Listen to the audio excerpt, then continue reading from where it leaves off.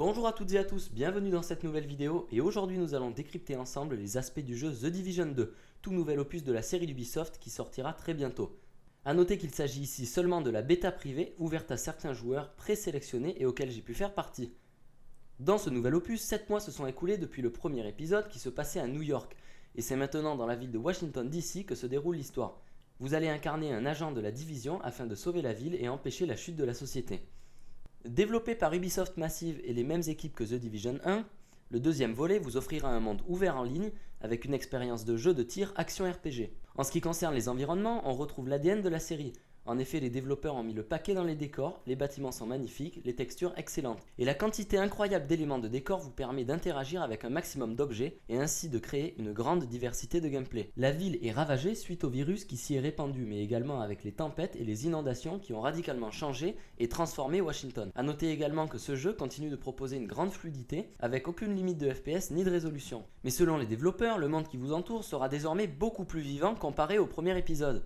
En effet, les rues sont envahies par des factions ennemies que vous devez éliminer. Mais ces factions peuvent aussi se battre contre des groupuscules de civils organisés afin de survivre et se sont regroupés dans des colonies pour reconstruire leur société. Si vous les aidez, ils pourront vous donner du nouveau matériel et équipement.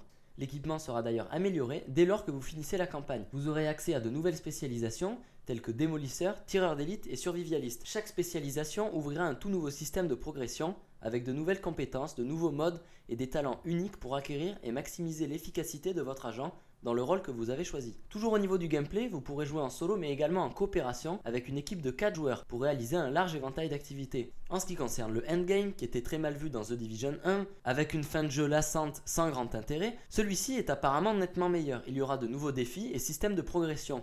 Et pour la première fois, des raids. Les joueurs pourront également accéder à une multitude de contenus après le lancement, y compris une année complète de missions gratuites, d'extensions de cartes et de modes de jeu. Pour finir, parlons de la Dark Zone. Il s'agit de la zone de la carte avec certains des meilleurs butins du jeu. La Dark Zone sera aussi la zone la plus dangereuse, où la peur, la trahison et la tension seront élevées. Dans Tom Clancy's The Division 2, ce terrain a été conçu pour offrir une expérience équitable et excitante à tous les joueurs, quel que soit leur niveau de progression. Conclusion, ce jeu a l'air bien plus abouti que le premier. Les développeurs s'y sont mis vraiment à fond, et le gameplay a l'air vraiment plus intéressant. Pour y jouer c'est très simple, il suffit d'attendre la sortie du jeu qui se fera le 15 février. Et en attendant, cette vidéo touche à sa fin, j'espère qu'elle vous aura plu et moi je vous dis à très vite pour du nouveau contenu.